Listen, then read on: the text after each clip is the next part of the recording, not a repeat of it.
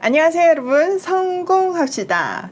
우리가 어저께 이제 사도행전 28장이 끝났잖아요. 그런데 로마서를 들어가기 전에 조금 정리할 부분이 있어가지고 이번 주까지는 사도행전에 관련돼서 정리를 하고요. 다음 주는 아직 제가 확실히 정하지는 못했는데 설문지에 보니까 여러분들이 기도에 대해서 많이 관심을 가지고 계시더라고요. 그래서 기도 시리즈로 한번 준비해 볼까 아직 기도 중에 있어요. 여러분 같이 기도해 주시고요. 또 원하는 주제 있으면 남겨주세요. 그리고 새해부터는 로마서에 들어가도록 할게요. 자, 누가는요 사도행전을 마무리하면서 바울의 일생으로 마무리하지 않았어요.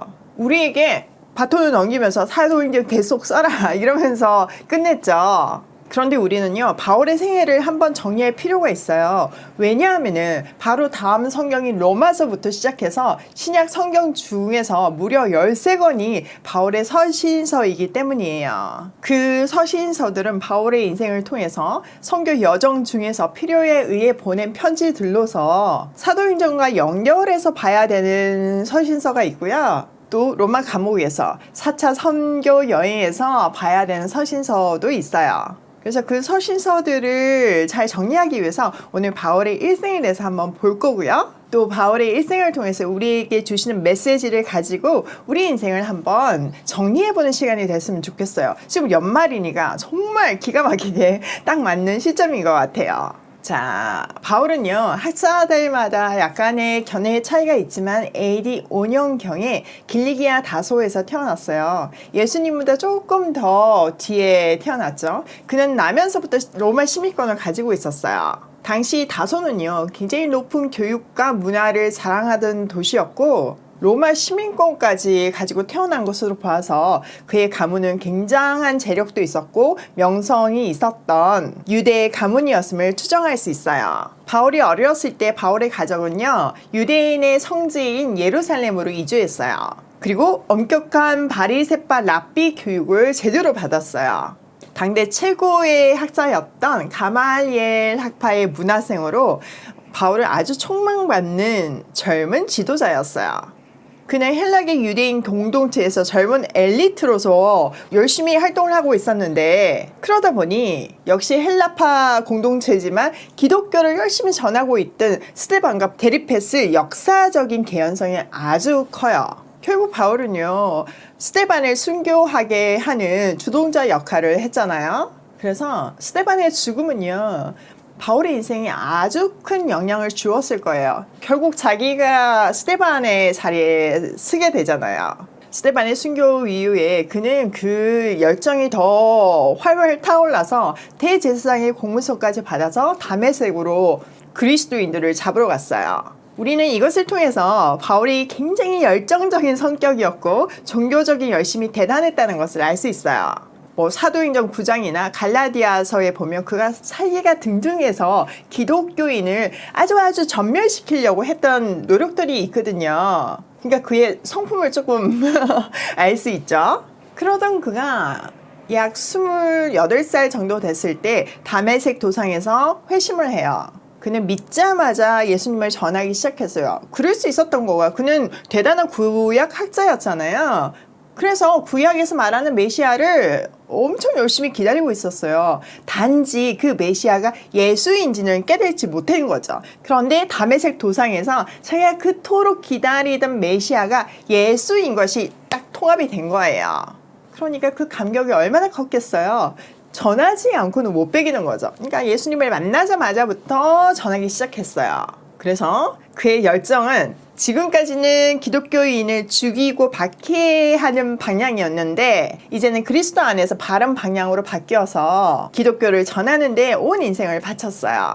자, 28살에서부터 31세까지는 아라비아에서 머물렀다고 기록하고 있어요. 바울이 완전히 변했는데 사람들은 그걸 믿지 못했어요. 어제까지 자기네들을 죽이려고 했다가 갑자기 지금 복음을 전하니까 사실 굉장히 당황스럽죠. 그래서 그는 제3국인 아라비아로 피해요. 거기서도 물론 복음을 전하면서 기독교 교리에 대해서 정의하는 시간을 가졌어요. 31세 때 예루살렘을 잠시 방문해서 한 15일 정도 머물면서 베드로와 야고보를 만나요. 그리고 다시 다소 자기의 고향으로 돌아가서 약 10년간의 시간을 보내요. 그 기간은 그의 신학이 완전히 정리되고 또 준비되는 하나님의 숨겨진 시간이었어요. 거의 10년의 시간이 지나서 이제 41세가 되었을 때 수리아 안디옥 교회에서 사역을 하던 바나바가 바울에게 동력을 요청하기 위해서 다소로 찾아왔어요. 42세까지 수리아 안디옥에 바나바와 함께 머물면서 복음을 전하죠. 그리고 43세가 되었을 때 예루살렘에 잠시 방문을 하게 되고요. 그때 마가 요한을 데리고 옵니다.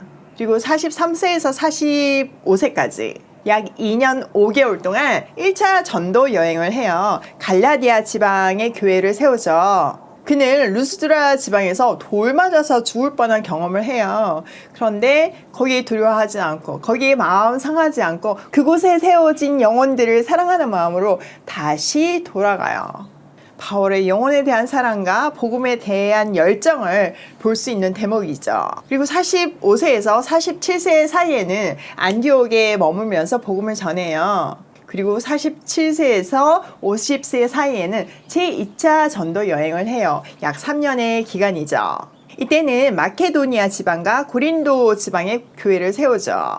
2차 선교 여행을 떠나면서 1차 선교 여행에서 중도 포기한 마가 때문에 바나바와 대판 싸워요.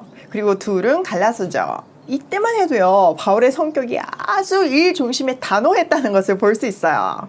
이때 쓴 갈라디아서에서도 보면 그의 혈기가 막 느껴지는 아주 과격한 표현들이 있잖아요.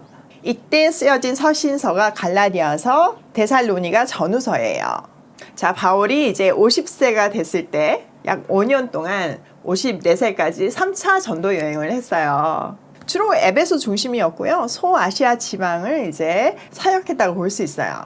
이때 쓰여진 편지가 고린도 전서, 고린도 후서, 그리고 로마서예요. 고린도 전서는 에베소에서, 고린도 후서는 마케도니아에서, 그리고 로마서는 고린도에서 썼어요. 이때부터요, 바울이 굉장히 많이 달라져요. 물론 서서히 달라졌지만 굉장히 많이 달라지는 것이 표현 속에서 많이 나오더라고요. 자신을 표현하는 호칭도요, 하나님의 뜻을 따라서 그리스도 예수의 사도로 부름받은 바울이라고 표현을 해요. 특별히 사도라는 말을 굉장히 많이 쓰는데요. 사도는요, 보냄을 받은 사람이에요. 그러니까 하나님의 뜻에 의해서 그리스도가 보낸 사람이다. 나는 그런 정체성을 갖고 있다. 라고 얘기하는 거죠. 바울의 선교 여행은 늘 고난과 핍박이 기다리고 있었지만 그때마다 자기가 나는 그리스도가 보냈다. 하나님의 뜻에 의해서 그리스도가 보낸 사람이다. 라는 생각으로 그것들을 이겨냈던 것 같아요. 시간이 지나서 50세 중반, 드디어 3차 전도 여행이 마무리가 될 쯤에 고린도에서 쓴 편지가 로마서잖아요. 그 로마서에는 정말 바울의 그 믿음의 깊이가 너무너무 깊어요. 3차의 선교를 통해서, 아니 그의 전 인생을 통해서 깨달아진 복음을 마치 한 편의 논문처럼, 빛나는 다이아몬드처럼 로마서를 쓰고 있는데요. 정작 거기서 바울은요, 자기를 공고한 사람이라고 표현하고 있어요. 이 사망의 몸에서 누가 나를 건져내랴? 라면서 탄식하고 있어요. 하나님 앞에서 자기가 얼마나 죄인인지를 더 깊은 자리에서 깨달은 고백이죠. 자, 54세에서 56세에는 가이사랴 감옥에 2년간 갇혀 있었어요. 갇힐 거 알면서도, 위험한 줄 알면서도 선택한 길이었죠. 그리고 56세에 드디어 로마로 떠납니다. 물론 제수의 몸으로요. 57세에서 58세는요, 2년간 로마에서 가택연금을 당해요. 1차 로마 투옥이죠. 그때 쓴 편지가 에베소서, 빌립보서, 빌레몬서, 골로새서예요. 그는 비록 갇혀 있었지만 그 누구보다도 자유롭게 복음을 전했고 선교 여행에서 세워진 교회들을 격려하고 있어요. 우리가 어저께 본 것 같이 담대하게 거침없이요. 자, 그의 나이가 거의 60세에 다가왔을 때 59세에서 63세까지는요. 로마 감옥에서 석방됐어요. 그 약 4년간의 기간 동안 바울은요 멈추지 않고 4차 선교 여행을 해요. 이건 뭐 기록으로 남겨져 있지는 않죠. 이때 서신서들을 다 종합해보면요, 그는 로마에서도 복음을 전했지만요, 마케도니아로 가서 디모데를 그곳에 목회자로 세우고 또 이동해서 디도를 그레데 섬의 지도자로 세워요. 그렇게 세워진 젊은 목회자 디모데와 디도에게 쓴 편지가 바로 목회서신이 디모데 전서와 디도서예요. 특히 아들과 같은 디모데에게 보내는 디모데 전서에는요, 자기를 나는 죄인 중에 괴순이라 이렇게 표현하고 있어요. 시간이 지날수록 죄수 정도가 아니라 죄수의 우두머리, 괴수다 이렇게 깨달고 있는 거죠. 성경에는 없지만 전성에 의하면요, 이때 스페인까지, 그때 당시는 땅끝이라고 생각했던 그 스페인까지 가서 복음을 전했다고 해요. 자, 그의 나이가 63세가 되었을 때 그는 다시 잡혀요.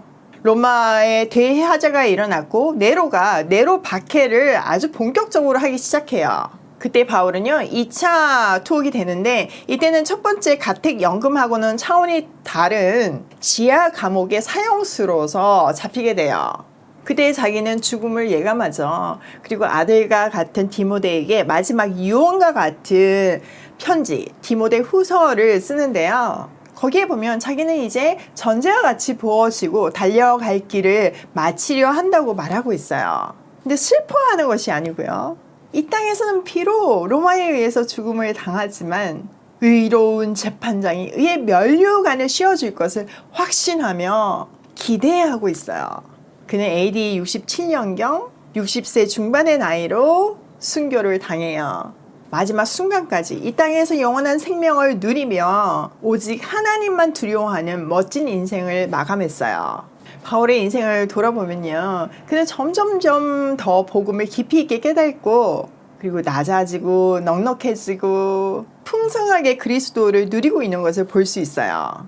그리스도 안에서 그의 성품은요 다이아몬드처럼 다듬어져서 하나님 나라에 귀하게 쓰임 받았어요. 자, 바울의 이런 일대기를 보면 우리에게도 소망이 느껴지죠. 바울이 처음부터 막 성격이 엄청 좋고 다 포용하는 사람이 아니었잖아요. 근데 우리도 죽는 날까지 성숙할 수 있는 거죠. 그래서 저는 오늘보다 내일 더 알게 될 하나님, 오늘보다 내일 더 순종하게 될 나, 그래서 보이지 않는 것들이 보이고 진리의 가치를 매기며 사는 우리 인생이 얼마나 복된지 정말 매 순간 감격스러워요. 내가 무슨 정말 복을 받아서 이렇게 하나님을 알게 되었고, 또 이렇게 매일아침 말씀 묵상하게 되었고, 여러분에게 전할 수 있는 축복을 누리는 건지 그 은혜를 생각하면 가슴이 늘 먹먹해져요. 바울이요, 그렇게 성숙해지기까지 그냥 된 게 아니에요. 나이가 먹는다고 된 게 아니에요. 그냥 그 과정 동안에 연단을 받았어요. 수많은 고난을 받았어요. 오해받고요, 미움도 받고요, 매도 맞고요, 강도도 맞고요, 난파도 되고요, 그리고 갇혔어요. 주를 위해서요. 그런데요, 그 모든 것들이 바울을 절망 가운데 몰아낸 것이 아니라 더 기쁨이 넘치는 인생으로 이끌었고, 그의 인생을 더 아름답고 빛나게 빚어갔어요. 그리고 그 어떤 절망의 순간도 바울을 실망시키거나 좌절하게 만들지 않았어요. 바울이 경험한 그 그리스도를 우리도 경험하게 되길 소원해요. 자, 오늘 내용을 우리 삶에 한번 적용해 보면요, 첫 번째, 내 인생을 나이별로 한번 정리해보자예요. 제가 오늘 새벽에 이걸 바울의 나이별로 지금 정리를 하면서 제 삶도 굉장히 돌아보게 되더라고요. 저도 한번 다시 정리를 해보려고요. 순간순간 그 모든 길목에서 그 모든 순간에 함께 하신 하나님의 은혜에 감격하실 거예요. 두 번째, 점점점 더 낮아지고 겸손해진 성령 충만한 사람이 되자. 여러분, 성령 충만은요, 뭐 우리나라 무당처럼요 목소리가 바뀌고 갑자기 뭐 눈빛이 바뀌고 이거 아니에요. 성경에서 말하는 성령 충만은요, 겸손해지고 낮아지고 성숙해지는 것을 얘기해요. 그래서 성령의 7가지 열매를 보면 다 사랑의 다른 모습이잖아요. 그 열매들이 우리한테 달리는 거, 그게 성령 충만한 삶이거든요. 그런 성령의 열매들을 주릉주릉 다는 우리가 됐으면 좋겠어요. 그리고 세 번째, 그리스도의 걸작품이 되기 위해서 단련의 과정을 감사하게 받아들이자. 제가 강약 가운데서요, 너무 힘들어가지고 하나님한테, 하나님, 사람 잘못 버렸어요. 저는 이렇게 먹고 이렇게 단련시킨다고 뭐 이 정도 되는 사람이 아니에요. 그냥 제 수준은 이거예요. 이러면서 너무 힘들어서 그렇게 막 하나님 잘못 보셔서 이런 막 질문들을 했던 순간들이 있어요. 그냥 요 정도만 써달라고 진짜 그런 기도도 한 적이 있어요. 그 정도로 힘들었거든요. 근데요, 하나님은 제 수준에서 머물게 하지 않으시고 결국은 성장하게 하시더라고요.